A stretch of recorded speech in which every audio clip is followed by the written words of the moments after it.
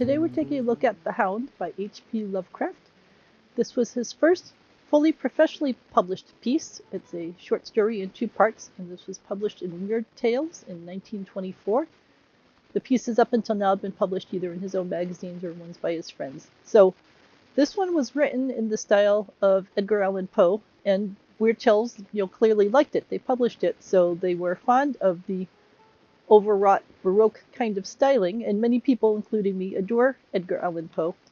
So it's interesting that some people really like this story because it's fancily worded and has all sorts of long descriptive phrases and stuff.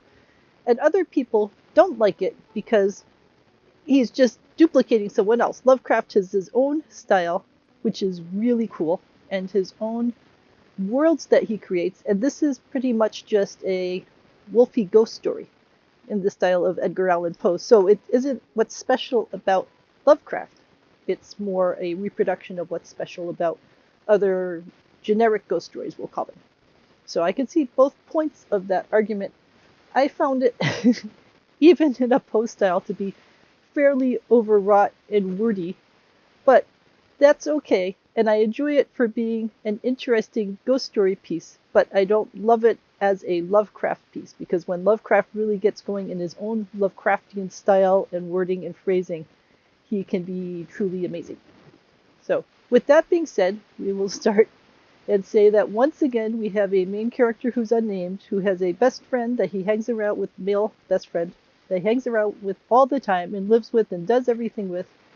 And this seems to happen quite a lot in Lovecraft stories. The main character seems to follow the best friend around and do whatever he wants him to do, so that's also a pretty standard thing. And one of my enormous pet peeves about Lovecraft, as much as I enjoy his writing, is that he often writes things with a main character who is telling the story from the future. So we already know that he's going to live to this point, which to me takes away a lot of the excitement. And also strains credulity that he's remembering all of these little details from some point in the future. I would rather just have the story flow from the beginning with us being in the moment instead of us having this recited like around a campfire kind of thing. It's fun once as a phrasing scheme, but to do it all the time just gets a little redundant to me. So here we go. We're starting at the end of the story. This guy is about to kill himself, and he wants to tell us why he got driven to this kill himself. And even this whole I'm going to kill myself and let me tell you why is something that Lovecraft has done before. So it's clearly something that he likes writing in this style of. So another part of this, which at least in some other stories where we have this happening, he's a common man kind of character, as much as Lovecraft will write about a common man. But in this case, these are 2 very wealthy people who live in this great manor, and they have all the money in the world, and they are bored. They have great money, and they could be using it to do all sorts of things, going to great museums, or learning to paint, or learning to write, or helping people, starting new companies. But no, what they want to do is gather things from graves, because somehow this is so much better than all the other things that they could possibly be doing with their time. So these 2 characters try this, try that. Oh, life is so boring. Oh, it's so rough being rich and having this manor house and we can do whatever we want to. So let's go rob some graves because somehow that's more interesting than all the other things. And, maybe you could say it's because it's forbidden by society, but there's lots of other things that are forbidden by society. On the other hand, if they're going to do things, we have movies about people going out and hunting other humans for fun because they're bored. At least in this case, they're just taking things out of graves, which, we call archaeology.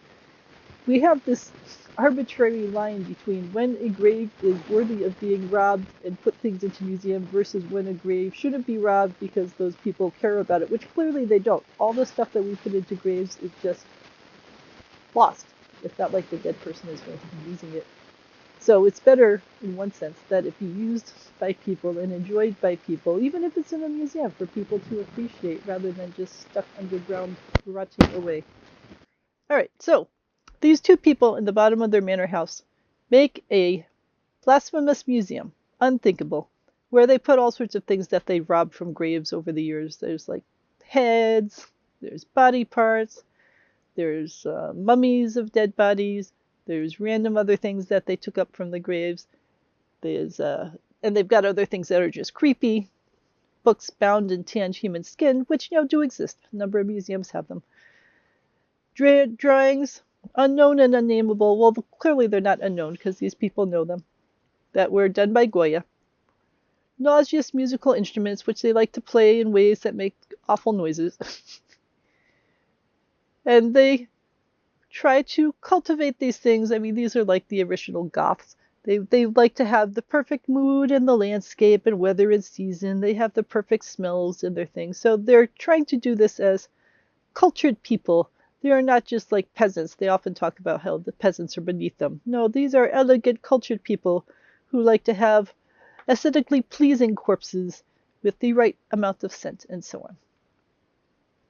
So then they decide they're going to go off to Holland, because in Holland there's supposed to be someone who 500 years ago was buried, who was the same sort of person who went around gathering dead things and so on. And they thought, oh, it'd be really cool to go to this 500-year-old grave and see what he's got in his grave, and maybe we could bring something home. So they go, they dig up in the ghoul's grave, and they're so say, look, how we are thrilled at the picture of ourselves, the grave, the pale watching moon, the horrible shadows, the grotesque trees, the titanic bats, the antique church, the dancing death fires, the sickening odors, the gently moaning night wind, and the strange half-heard directionless baying. So if they had cell phones back then, they would have had cell phones set up and doing selfies on the grave and smiling and holding up their fingers while they're digging in the grave. So these are bored people who get off on thinking that they're doing something that society would frown on. But in the grand scheme of things, like I said, there's all sorts of other super creepy things they could have been doing that would actually have hurt other people. And in the grand scheme of things, all they're doing is digging up graves and stealing people's stuff that no one is ever going to use anyway, until we get to archaeologists who will dig it up and think it's cool signs of what the old cultures were like.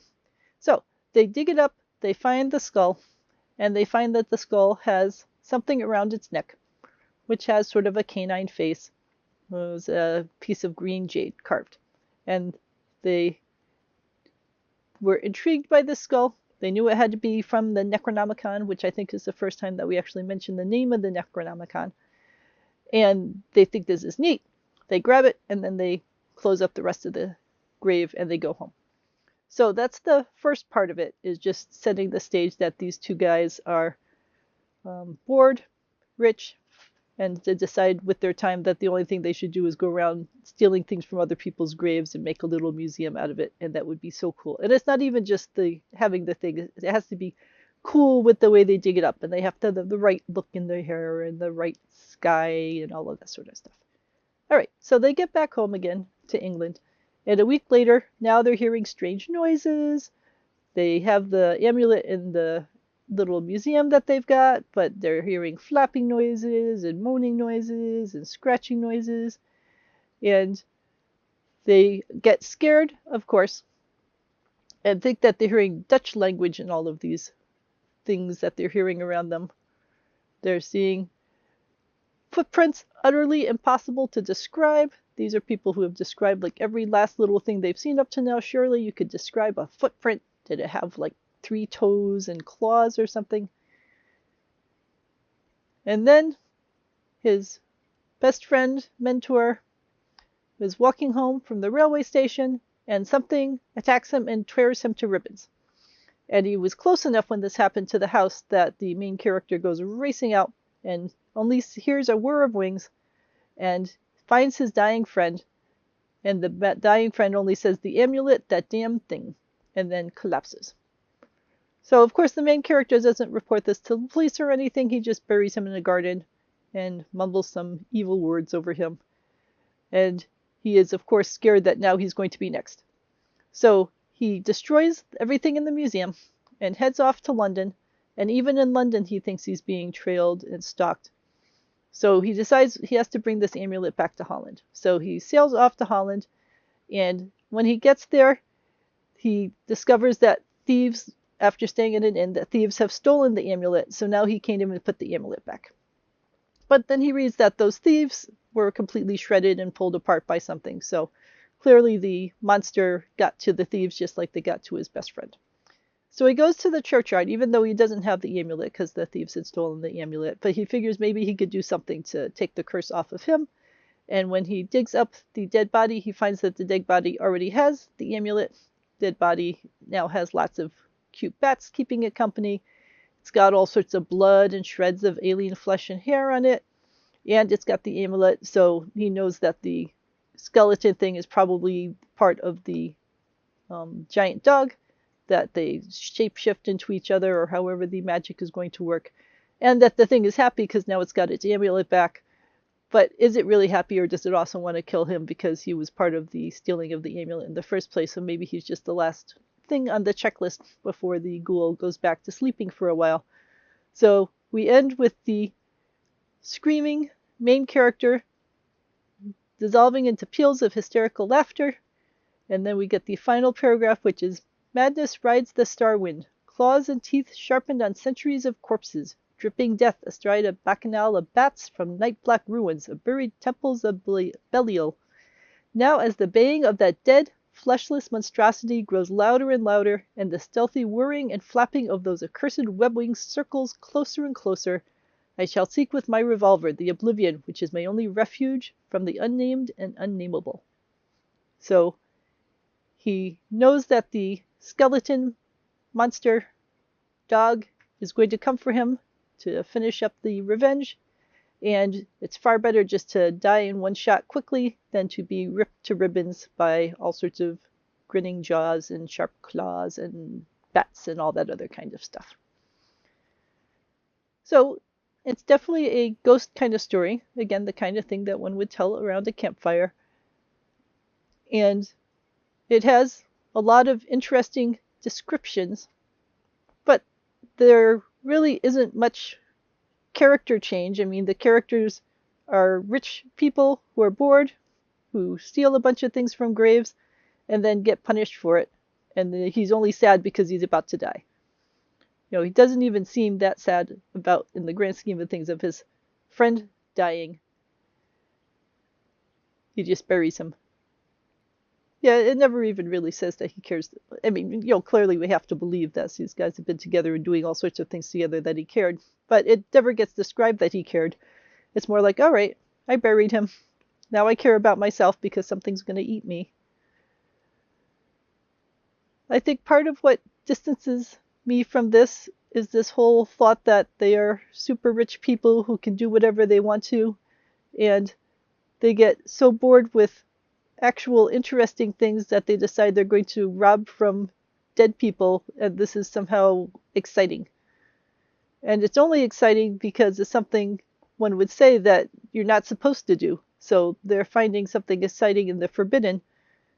But in the grand scheme of things, I suppose I keep saying that, but it's just, there's so many other things they could have done with their money and their time and their energy and their creativity. Is it really that creative to stage cool goth scenes under a moon and be posing in cool goth clothes next to a cemetery while they're digging it up?